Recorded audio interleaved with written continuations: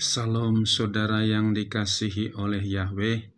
Kita bersyukur di minggu pertama bulan ke-11 ini masih diberikan kuat dan sehat. Kita mau dengarkan firman Yahweh, namun sebelum kita berdoa terlebih dahulu. Bapa dalam surga yang kami sembah dalam nama Yesus HaMasiah, hati kami penuh rasa syukur kepadamu atas anugerah-Mu, pemeliharaan-Mu, pertolongan-Mu bagi kami, sehingga kami ada sampai saat ini. Kami mau dengarkan firman-Mu, Roh Kudus urapi kami agar kami dikuatkan, diteguhkan lewat firman-Mu. Kami sambut firman-Mu dalam nama Yesus HaMasiah kami berdoa, haleluya, amin. Pada kesempatan ini, saya bawakan firman terambil dari Wahyu pasal 18, ayat 1 sampai dengan ayat yang kelima yang berbunyi demikian. Kejatuhan Babylon. Dan sesudah hal-hal ini, aku melihat malaikat yang turun dari surga, yang mempunyai otoritas yang besar, dan bumi telah diterangi oleh kemuliaannya. Dan dia berseru dengan kuat dengan suara nyaring sambil mengatakan, sudah runtuh Babylon yang besar itu, dan dia telah menjadi tempat kediaman setan-setan dan penjara segala roh najis dan penjara segala burung najis dan yang dibenci, karena segala bangsa telah minum dari anggur kemarahan percabulannya, dan para raja di bumi telah berbuat cabul dengannya. Dan para pedagang di bumi telah menjadi kaya oleh karena kuasa kemewahannya. Dan aku mendengar suara lain dari surga yang berkata, umatku, keluarlah daripadanya, supaya kamu tidak bersekutu dalam dosa-dosanya, dan supaya kamu tidak menerima sesuatu dari bencananya, sebab dosa-dosanya telah mengikuti sampai ke langit, dan Elohim telah mengingat kesalahan-kesalahannya. Saudara yang dikasihi oleh Yahweh, ketika manusia semakin bertambah banyak di dunia, masih satu bahasa, satu dialek, satu tujuan, mereka merencanakan membuat menara Babel. Itu di dalam Kejadian pasal 11 ayat 1 sampai 9. Dan dikatakan di situ, marilah kita mencari nama. Semua itu kita tahu adalah pekerjaan daripada si iblis. Karena Babel itu dalam bahasa Ibrani disebut balal, artinya kekacauan. Dan kita tahu otak daripada kekacauan itu adalah Lucifer. Kalau minggu lalu saya singgung tentang chip 666, itu salah satu alat yang dipakai untuk mengacaukan manusia. Hari ini saya berikan temanya, hati-hati dengan roh Babel. Sekali lagi, hati-hati dengan roh Babel. Sebab Babel itu sama dengan kesombongan, keangkuhan, tinggi hati, dan kita tahu itu sudah dilakukan dalam Kejadian pasal 11 tadi. Mari kita mendirikan menara sampai ke langit, kita cari nama. Itu kesombongan. Sebab apa? Lucifer itu adalah memiliki roh kesombongan. Dia sudah dibuang dari surga ke bumi. Karena apa dia dibuang? Dalam Yesaya 14 ayat yang ke-12 sampai 14, Lucifer ingin menyamai, yaitu Yahweh Elohim. Itu sebabnya dia dibuang ke bumi. Nah, dia targetnya, Lucifer itu targetnya, atau roh Babel itu targetnya adalah manusia. Kenapa? Karena manusia adalah ciptaan Yahweh yang paling mulia, diciptakan segambar dengan Yahweh, memiliki sifat-sifat seperti Yahweh, dia nggak bisa melawan Yahweh, maka yang mau dihancurin adalah ciptaan Yahweh yang paling mulia, yaitu manusia. Apa yang dilakukan oleh iblis atau roh Babel itu di dalam diri manusia, pertama-tama manusia dipaksa menentang, yaitu kekuasaan Yahweh. Sekali lagi, manusia dipaksa menentang kekuasaan Yahweh. Kita ingat Kejadian pasal 3 ayat 1-7, bagaimana iblis menggoda manusia supaya melawan perintah Yahweh. Yahweh sudah katakan jangan makan buah pohon yang di tengah taman, tapi iblis mengatakan makan saja, kau akan sama seperti Yahweh. Jadi cara iblis menguasai manusia yaitu menentang Yahweh, kekuasaan Yahweh. Maka hati-hati dalam hidupmu sehari-hari, apa yang kau kerjakan, apakah bertentangan dengan firman Yahweh atau mengikuti kehendak Yahweh. Kalau engkau selalu mengerjakan yang bertentangan dengan kehendak Yahweh, itu sama dengan engkau pengikut daripada roh Babel tadi. Yang kedua, apalagi yang dilakukan oleh roh Babel itu dalam diri manusia, manusia dipaksa untuk tunduk pada aturan iblis. Kalau tidak akan dibunuh. Kita ingat di dalam Daniel pasal 3 ayat yang ke-13-15, bagaimana Raja Nebukadnezar juga mendirikan kerajaannya di kerajaan Babilonia. Dia mendirikan patung, dan setiap orang yang di dalam negeri Babel itu harus menyembah patung. Kalau tidak menyembah harus dibunuh. Dan itu saya singgung kemarin, siapa yang tidak memiliki chip di dahi atau di tangannya akan dibunuh. Ini diterapkan oleh roh Babel di akhir zaman ini supaya dipaksa untuk menyembah patung atau tunduk kepada aturan iblis. Yang berikutnya, apalagi yang dilakukan oleh roh Babel itu, manusia diikat dengan roh-roh najis, roh-roh cabul. Di dalam Wahyu pasal yang ke-18 ayat 2 dan 3 tadi katakan, sudah runtuh Babilon yang besar itu, dan dia telah menjadi tempat kediaman setan-setan dan penjara segala roh najis dan penjara segala burung najis dan yang dibenci. Sekarang ini, di akhir zaman ini, iblis akan menaruh roh najis dalam diri manusia. Sekarang saudara lihat cara berpakaian manusia sudah tidak sopan. Tingkah lakunya tidak mau tahu, mau gimana sesuka-sukanya.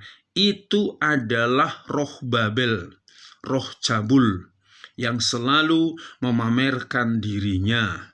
Dan yang berikutnya, apalagi yang dilakukan oleh roh Babel itu mengikat manusia dengan roh, yaitu kemewahan.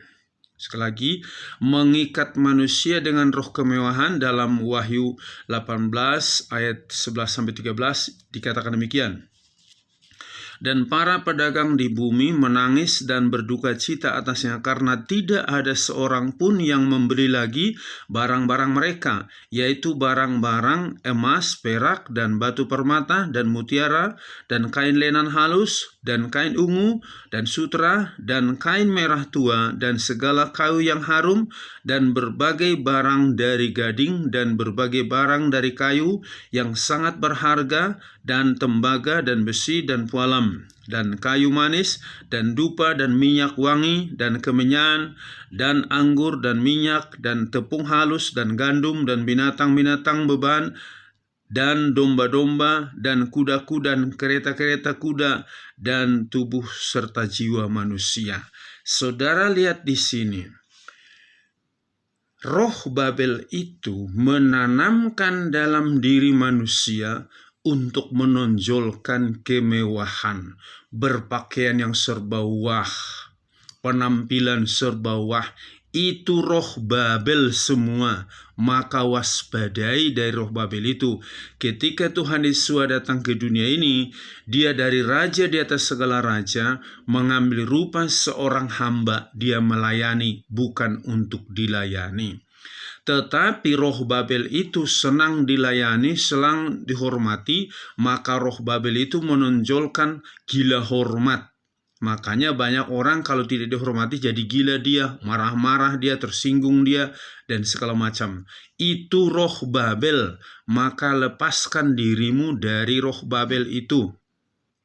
Apalagi yang ditanamkan oleh roh Babel itu, manusia diikat dengan roh materi atau kemohan, tadi saya sudah singgung, dan juga manusia diikat dengan cari nama. Tadi saya sudah singgung dalam Kejadian pasal 11 ayat 4. Marilah kita cari nama. Sekarang orang membuat negaranya semakin maju supaya dunia mengakui negara kita negara hebat. Begitu juga dalam dunia pendidikan, perguruan tinggi berbagai macam perguruan tinggi mencari nama supaya perguruan tinggi lebih hebat. Perguruan tinggi kita lebih hebat daripada yang lain. Seolah kita lebih hebat daripada yang lain. Selalu cari kehebatan. Itu roh Babel. Padahal Tuhan Yesus sudah membuat mujizat. Dia malah mengatakan, jangan beritahu kalau aku yang menyembuhkan kamu. Sementara ada orang membuat sesuatu, dia banggakan perbuatannya yang hanya sedikit, merasa dia hebat. Nah, itu roh Babel. Selalu cari nama, ingin dihargai, sehingga berpakaian yang mewah, bermobil mewah, sekalipun hasil korupsi, hasil yang tidak benar, yang penting penampilan. Wow! Itu tipu daya dari si iblis, yaitu roh Babel tadi. Maka waspadai menjelang kedatangan Yesus yang kedua kalinya. Lepaskan dirimu dari roh-roh Babel itu. Apalagi yang dilakukan oleh roh Babel itu bagi manusia, yaitu diikat dengan roh kepura-puraan atau dusta. Di dalam Yohanes pasal 8 ayat 44, karena iblis itu adalah bapa dari segala dusta. Sedangkan Yeshua Masih menegaskan kepada kita, Matius pasal 5 ayat 37, katakan ya di atas ya, tidak di atas tidak, lain daripada itu berasal daripada si jahat. Sekarang banyak orang kelihatannya kayak orang miskin tapi kaya. Ada juga kelihatan kayak orang kaya tapi orang miskin. Pura-pura. Tuhan Yesus mendidik kita, mengajar kita, ya di atas ya, tidak di atas tidak. Jadi kalau selama ini engkau banyak kepura-puraan dalam dirimu, pura-pura jadi orang benar padahal bejat, pura-pura jadi orang baik padahal licik, bertobatlah engkau, itu roh Babel. Kalau engkau masih terikat dengan roh kepura-puraan, engkau tidak mungkin bisa masuk surga. Tidak ada yang orang pura-pura bisa masuk surga. Yang pura-pura itu, yang penuh dengan kemewahan, yang penuh dengan yaitu roh-roh yang selalu menentang kehendak daripada Yahweh, selalu tunduk kepada aturan iblis, itu tempatnya di neraka bersama dengan Lucifer. Jadi harus hati-hati. Nah, supaya kita menang melawan dengan roh Babel itu, kita harus tunduk atau bertindak sesuai dengan firman Yahweh setiap saat. Yohanes 17 ayat 17, kuduskanlah mereka dalam kebenaran, firman-Mu adalah kebenaran. Apa-apa tindakan kita harus disesuaikan dengan firman Yahweh. Jangan engkau lebih menyenangkan pandangan manusia daripada firman Yahweh. Jangan engkau lebih menyukakan atasanmu daripada kehendak daripada Yahweh. Engkau perlu bertobat. karena itu kepura-puraan. Jadi bertindak supaya engkau bisa lepas dari roh Babel itu. Apa yang kau kerjakan, lakukan sesuai dengan firman Yahweh. Yang kedua, engkau harus bergaul dengan Yahweh seperti yang dilakukan oleh Nuh dalam Kejadian pasal 6 ayat 9. Bagaimana zaman Nuh orang penuh dengan segala dosa-dosa tadi yang disinggung di dalam Wahyu 18 tadi. Nuh bergaul erat dengan Yahweh sehingga dia tidak ikut dihukum bersama dengan orang-orang yang melakukan, yaitu roh Babel tadi di zaman Nuh. Hanya keluarga Nuh yang selamat karena dia bergaul dengan Yahweh. Artinya bergaul dengan Yahweh, doa penyembahan tiap hari, baca firman tiap hari, engkau renungkan firman Yahweh itu setiap hari. Yang berikutnya, kita harus selalu tunduk kepada kehendak Yahweh. Di dalam Yakobus pasal 4 ayat yang ke-7, tunduklah kepada Yahweh, lawan iblis. Jika engkau tunduk kepada Yahweh, selalu pegang firman Yahweh, apa-apa bisikan iblis yang ingin mengalihkan pikiranmu, hatimu kepada hal-hal yang kotor, yang najis, tolak demi nama Yesus HaMasiah, engkau pasti menang. Yang berikutnya, apa yang harus kita lakukan?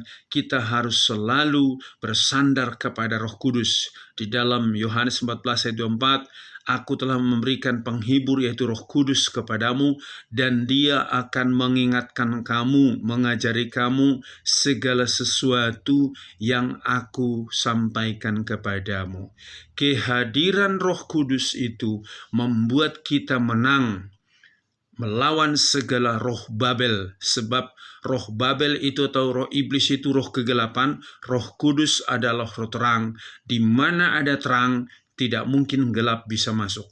Jadi kalau kita selalu berpedoman kepada firman Yahweh, selalu bergaul erat dengan Yahweh lewat doa dan penyembahan, bersekutu dengan Roh Kudus, kita pasti menang melawan roh-roh Babel itu, dan kita dijamin juga masuk surga.